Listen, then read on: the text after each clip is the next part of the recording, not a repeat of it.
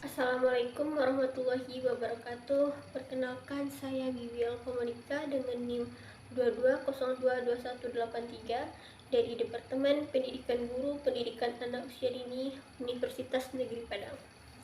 Baiklah, saya akan menjelaskan tentang pengembangan balita rentan usia 2-3 tahun. Baiklah, materi yang pertama yaitu pertumbuhan dan ciri fisik. Pada perkembangan anak usia dini 2-3 tahun, anak lebih kuat untuk melangkah dan berlari. Tidak cuma itu, anak juga bisa membuat kalimat lengkap. Rasa ingin tahu semakin besar dan mulai bertanya ini dan itu. Pada usia 2 tahun ini, anak mulai berbicara, berjalan, memanjat, melompat, berlari, dan menghabiskan energinya.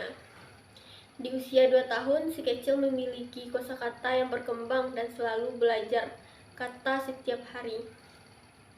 Si kecil juga dapat mengurutkan bentuk dan warna.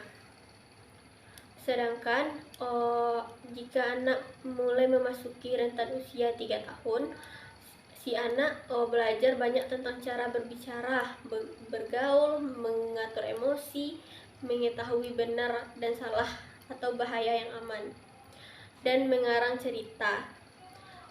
Pertumbuhan juga memiliki berbagai aspek seperti perkembangan kognitif, perkembangan motorik, perkembangan sosial, dan perkembangan emosional. Dan ciri fisik pertumbuhan anak usia dini di usia 2-3 tahun. Dia belum bisa berjalan tegak dengan tangan terayun, kepalanya merunduk saat berlari, bisa memutar pegangan pintu dan membukanya.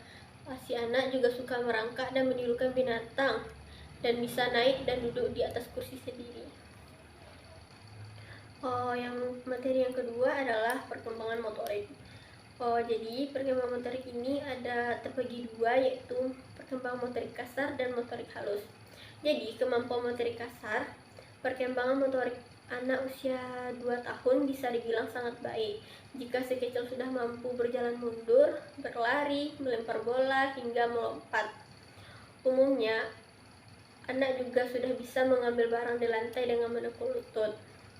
Pada usia 2 tahun, biasanya si kecil sudah belajar menyeimbangkan tubuh dengan mengangkat satu kaki sekitar 1-2 detik. Hal ini merupakan salah satu perkembangan motorik kasar yang perlu diperhatikan. Dan yang kedua ini kemampuan motorik halus. Jadi kemampuan motorik halus salah satunya memiliki kemampuan motorik halus yang baik, yaitu saat ia antusias untuk mencoret-coret gambar di buku, di tembok, atau media lainnya. Pada rentang usia ini, mata dan jari anak sudah bisa berkoordinasi dengan baik sehingga coretan semakin jelas.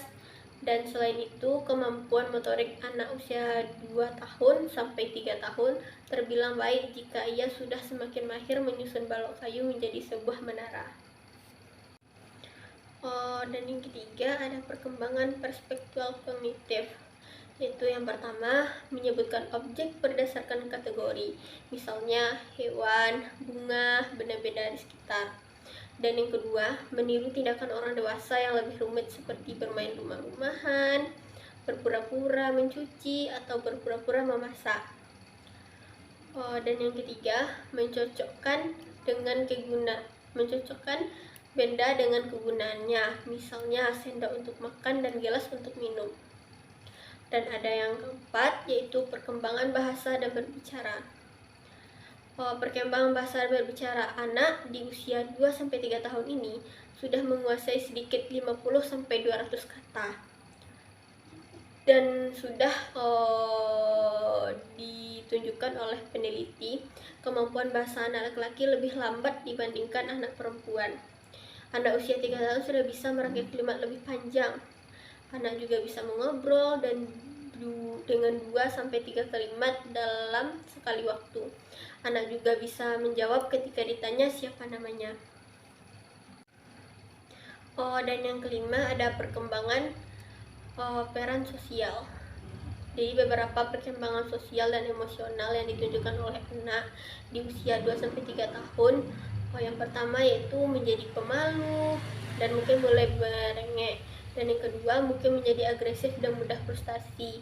Dan yang ketiga, anak ingin mandiri tapi tetap butuh rasa aman dari orang tua. Yang keempat, membutuhkan rutinitas sehari-hari yang teratur dan dapat diprediksi. Dan yang terakhir, mulai bisa mempertahankan mainan yang disukainya dan marah ketika anak lain merebutnya. Dan yang keenam, ada hambatan dalam perkembangan optimal balita. Jadi, proses perkembangan yang sangat terkait dengan faktor kesehatan. Dengan kata lain, hanya pada anak yang sehat dapat diharapkan terjadi proses tumbuh kembang yang optimal. Yang dapat menjadi penghambat tumbuh kembang anak, yang pertama itu ada penyakit, kurang gizi, kebersihan yang buruk, dan perilaku orang tua. Dan materi yang terakhir ada rangsangan stimulus untuk perkembangan optimal pada balita. Jadi, untuk menstimulus perkembangan anak, orang tua dapat melatihnya untuk menyebutkan berbagai warna.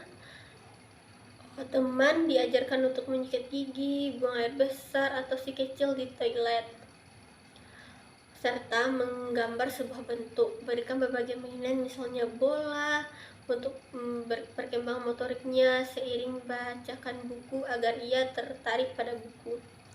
Biasanya pada usia yang hampir menginjak 3 tahun, anak dapat mulai diberikan stimulus dengan tujuan mempersiapkan diri pada dunia sekolah.